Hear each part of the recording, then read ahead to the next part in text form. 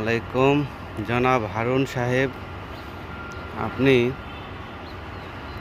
নিজেকে অনেক বড় বাঘ মনে করতেছেন, কিংবা আপনি স্বৈরাচারের সময়